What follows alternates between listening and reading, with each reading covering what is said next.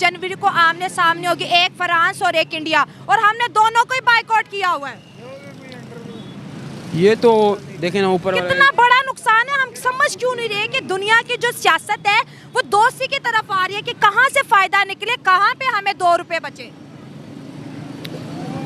2 रुपये बचने की वाली बात ये है, तो अब तो इन्हें ये इंडिया के साथ तो वैसे हाथ मिला नहीं सकते, लेकिन ठीक है आज़ाद कश्मीर का मसला है, मुसलमान भैया का उसने, क्योंकि ये तो उसके कुछ कर भी नहीं सकते, सिर्फ ये बातें करते हैं, बातें इनकी चल रही हैं काफ़ी सालों से। हमारी भी 30 साल उम्र हो गई है, बचपन से सुन रहे हैं, 70 साल बड़े। आप फर्क देखें, उधर जश्न है और इधर आवाम 2 वक्त रोटी को तरस रही है। कितना फर्क है जी, 10 किलोमीटर पे है जी पड़ोसी।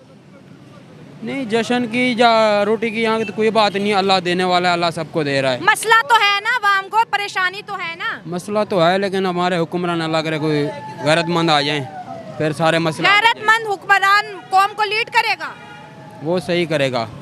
हुआ कि MBS का पाकिस्तान में जो टूर है वो कंफर्म था और कैंसिल हुआ, मतलब कि लास्ट टाइम पर लास्ट मोमेंट पे जाके ये सेकंड टाइम ऐसा हुआ। उसकी वजह यह है कि उसने ये देखा कि पाकिस्तान में भी जो प्राइम मिनिस्टर है वो कौन है, वो एक केयर टेकर प्राइम मिनिस्टर है। मैं बात किससे करूंगा, किस उससे जाके उसके पास इख्तियारात क्या है, वो एक लिमिट होती है इनकी, पता नहीं कितने बिलियन, उससे ज़्यादा तो ये फंड ही रिलीज नहीं कर सकते। ठीक है, ये कोई काम नहीं, उससे जाके बात करने का उसे लगा यार ये वेस्टेज ऑफ टाइम है। ठीक हो गया।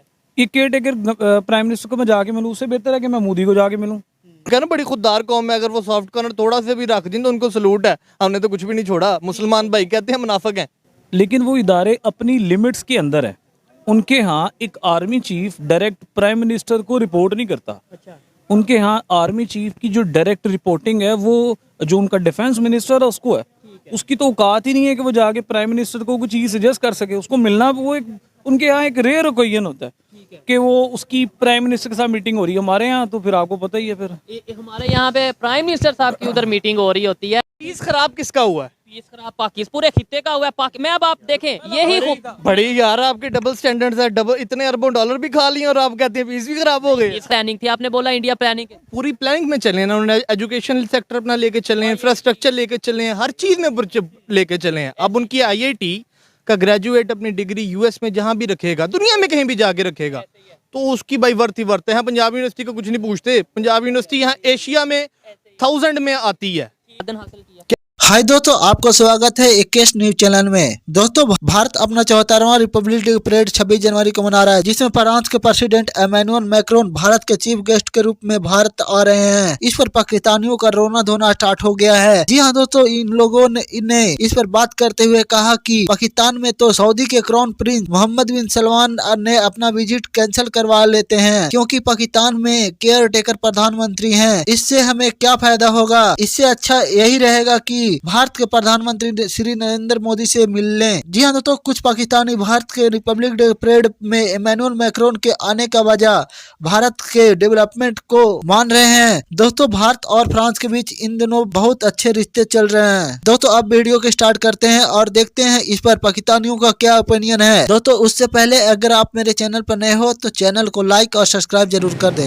पाकिस्तान का जो किरदार है वो अब बड़ा अहम हो गया है। अभी जब से हमारे आर्मी चीफ गए हैं, उन्होंने कुछ इस हवाले से उन्हें एतमाद में लिया है। इसमें एक पॉइंट ये भी हो सकता है कि ये जो हमारे CPEC है, ठीक है, CPEC के हवाले से अभी मुस्तकबिल में पाकिस्तान का जो किरदार है वो बहुत अहम होने जा रहा है। हम देखेंगे कि अगले 10 साल में पाकिस्तान के अंदर बहुत ज़्यादा न सिर्फ ये कि तरक्की होगी, बल्कि पाकिस्तान का जो किरदार है सियासी हवाले से वो बहुत अहम होने जा रहा है। तो इस हवाले से मैं देखता हूँ कि ये एक अच्छी डेवलपमेंट है कि अमेरिका ने इनकार किया। जी बिल्कुल बिल्कुल। तो क्या इन दोनों के ताल्लुकात बिगड़ेंगे और पाकिस्तान फायदा उठाएगा?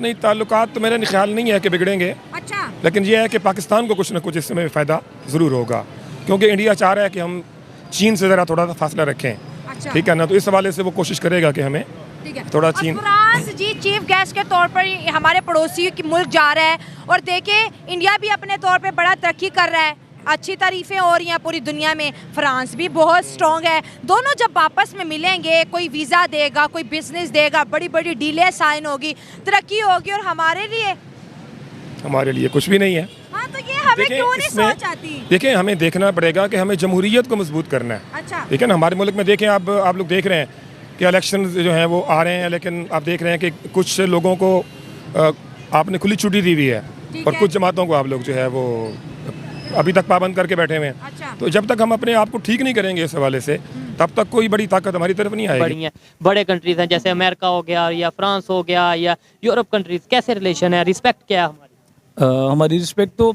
जो फॉरेन हमारी पॉलिसीज़ हैं उनकी वजह से बिल्कुल भी नहीं है।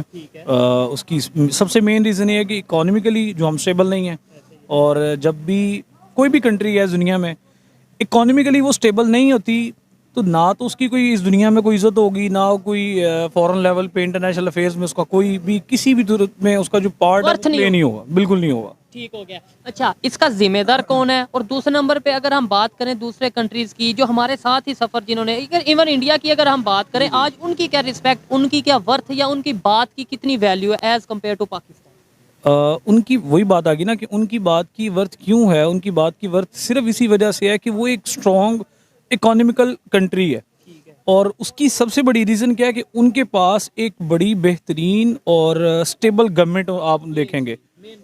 सबसे बड़ी जो डेमोक्रेसी रियल है वहाँ पे। एग्जैक्टली रियल डेमोक्रेसी वहाँ पर है। हमारे पास तो डेमोक्रेसी नहीं है, हमारे पास तो चंद लोग हैं जो गवर्नमेंट चला रहे हैं। और आप ये देख लें कि 2013 में 2013 में पाकिस्तान और इंडिया का कंपैरिजन कर लें, और ये भी आप खड़े हैं 2023 पे। हाँ, इस 10 ईयर के स्पैन में आप इंडिया और पाकिस्तान दोनों का कंपैरिजन देखिए कि उस 10 ईयर में इंडिया की ग्रोथ कहाँ से वो कहाँ गई और पाकिस्तान की ग्रोथ। अब इसको आप एनालाइज करें कि वो क्यों ग्रो कर रहे हैं और हम क्यों नहीं ग्रो कर रहे हैं। आप इस 10 ईयर में आप ये देखें कि हमारे पास जो पॉलिटिकल स्टेबिलिटी है वो क्या है, और उनके पास जो पॉलिटिकल स्टेबिलिटी है वो क्या है। उनके पास तो एक ही प्राइम मिनिस्टर चल रहा था तब से, और हमारे तकरीबन तीन ऑलमोस्ट चेंज हो चुके हैं, 4 चेंज हो चुके हैं। 4 चेंज हो चुके हैं। उसकी यही तो मेन रीज़न है कि हमारे पास पॉलिसी एक बनी, उसमें कंटिन्यूशन नहीं आई। यही तो मसला सारा। अब एक फॉरेन पॉलिसी बनाई, दूसरा आता है वो फॉरेन पॉलिसी चेंज कर देता है, तीसरा आता है वो फिर फॉरेन पॉलिसी चेंज कर देता है। इधर सवाल आपने नो डाउट, इससे तो मैं एग्री करता हूँ डेमोक्रेसी, और हम रोना ही ये रोते हैं कि भाई पाकिस्तान को रियल डेमोक्रेसी की जरूरत है। और या तो आप प्रॉपरली अनाउंस कर दें कि भाई यहाँ पे जो है मार्शल लॉ वाला कोई सिस्टम होगा, या यहाँ पे कोई प्रेसिडेंशियल फॉर्म या कोई इस तरीके से कुछ भी ऐसा होगा वो, ताकि हमें पता हो।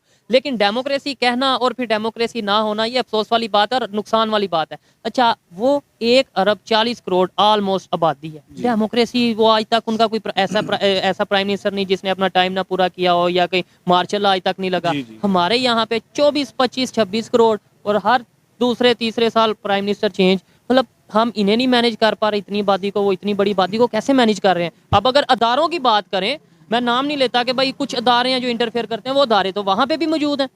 लेकिन वो इदारे अपनी लिमिट्स के अंदर है।